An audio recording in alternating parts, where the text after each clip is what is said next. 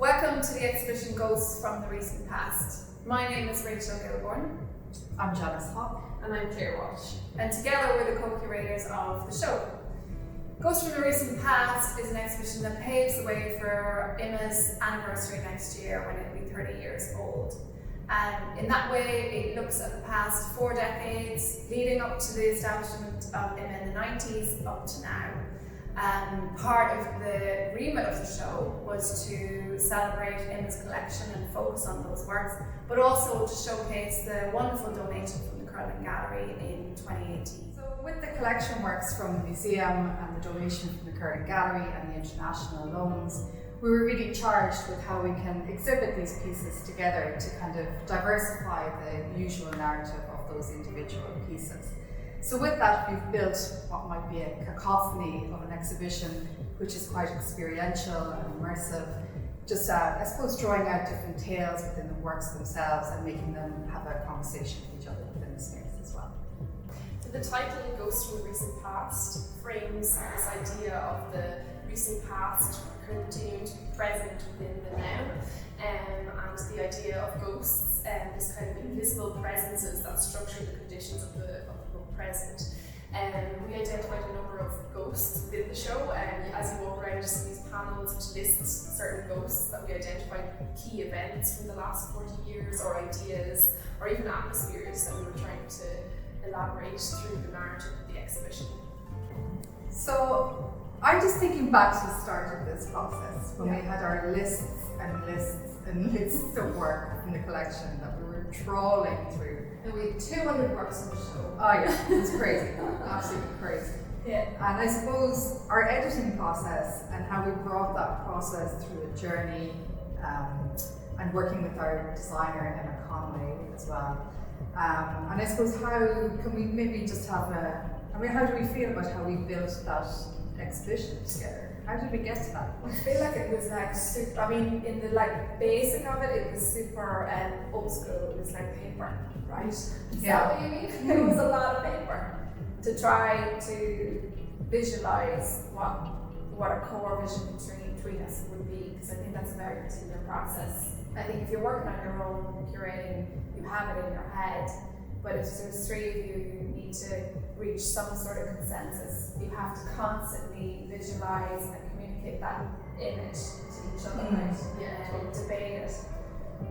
And I think the level of debate was really, really useful. I think it kind of builds on it makes you much more confident as well that the show is going to make sense because you've challenged each other so many times in so many different decisions, right?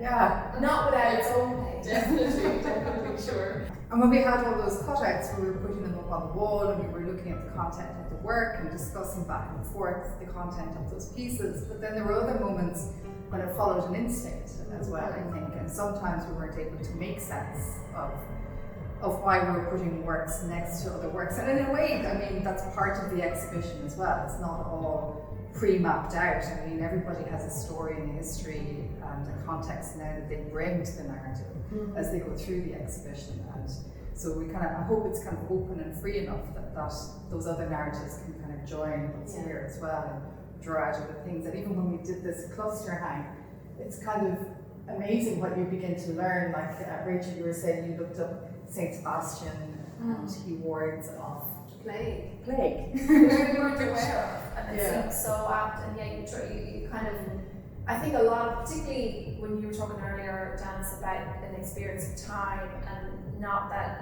time in a chronological sense, but time as an embodied experience, and creating that through the corridor. I think that was very much based on the kind of instinctual. How would you create that experience with the works that we have, like as the viewer walks through, that they feel this kind of intensity and this acceleration, and working with Siobhan and Pasta's sound works with the Doppler effect and this kind of, trying to conjure this feeling of kind of ramping up anxiety moving through the space. But I think it was a balance between us all of this embodied gut reaction to things and then the things that logically made sense and the question between the two, and that was really interesting. So when it came to working with the collection, one of the obvious ways to do that would be to hang the works chronologically, but obviously that would have given us a completely different exhibition. So we avoided that, but one at a time, I suppose, was very much a pertinent topic that we discussed as we spoke about the layout and then obviously having to deal with the last 4 decades of the exhibition. So within the corridor of the West Wing, there's, I suppose we do deal with time in the sense of that hang and the plinth and the kind of lines and the horizon line that go down the corridor and the works that are there. And then within individual rooms, as you go through the exhibition, there are certain works that just bring you back to a very particular time.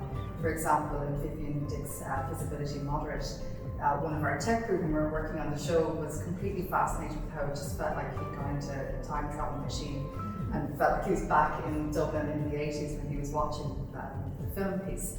But I suppose I'm just wondering, what are your perceptions of time and how we worked with it as well in the exhibition? Who wants to go first? Claire? I think, definitely that was a huge conversation point for us, how we deal with time, how we encapsulate these 4 decades, because of course there's so many different readings of the timeline, what was the 80s, what was the 90s, what was the noughties and what was now, how are we, what's our perspective on what that time is, or our particular, the mediation of that time for us.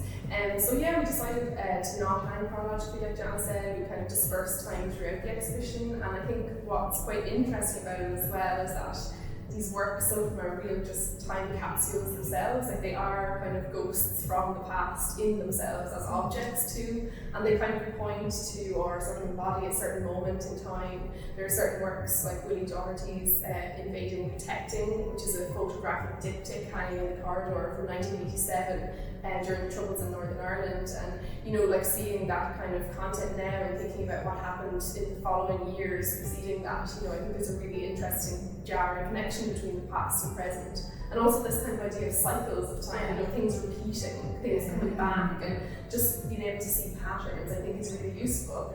Because I think in a way, although the show is very much goes to the recent past, it's actually very much for me about the future, and this idea of, even in the past, how was the future imagined in the past? Because I think what we really need to think about now is how we can imagine a future that kind of breaks us out of what we're in currently, and kind of what we say in our introduction panels, how can we care for a shared world, which is the kind of underlying question in a way, so it kind of propels that.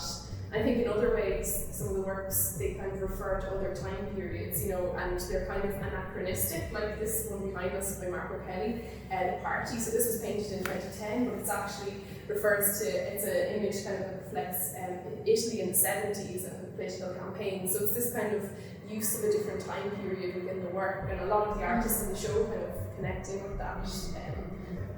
One of my questions to you guys was, what do you want people to come away from the museum feeling or thinking? What's the new thing that you want them to be taking away? Who wants to go first? I suppose maybe for me, because I've worked at IMA much longer than both of you, so maybe it's with the collection works, I suppose quite iconic works that we see over and over within the collection, to see those in a new way and to reinvigorate those works and to, I suppose, change the narrative, the very set narrative of some of those works that we have in our collection. And I find that quite exciting and invigorating, and hoping that people who come to the museum will find the environment will set up a similar kind of experience. I think quite similar to you, Janice, I feel that it's about seeing these works really alive, these works from the recent past, they still are charged with certain energies and shown in certain ways. And I think that really does happen when you put things in proximity to each other. And I think also, this idea of, I really feel like what's coming through is this idea of all of these different subject matters are really entangled together, and I think that that's really vibrant about the show, and I hope that people kind of take that with them, and rather than a show just about our colonial history or just about the environmental destruction, it's about how all of these things are interlinked together, and I think that's what we've kind of tried to do with the show, and also the range of materials used by the artists. like, I feel like it's really lush, really like, you know, rich. There's like sculpture, there's like photography, painting, moving image work. So I think that's another thing that we were all really conscious of when we were doing the show, was to think about this kind of rich material, you know, interaction with the show or experience that's very like, rich that way. So. And I think one of the particular challenges we had was that we began working on this show pre-pandemic, and we had set ideas about the works and the meaning, and then right in the middle of it, actually before we delivered the show, back in March it was meant to open, this, you know, the crisis happened, and we were forced to reconsider what the meanings of the show were. And I think we did a lot of rethinking and a lot of going back through the show and trying to make it a show that feels urgent to people now and that connects to people now.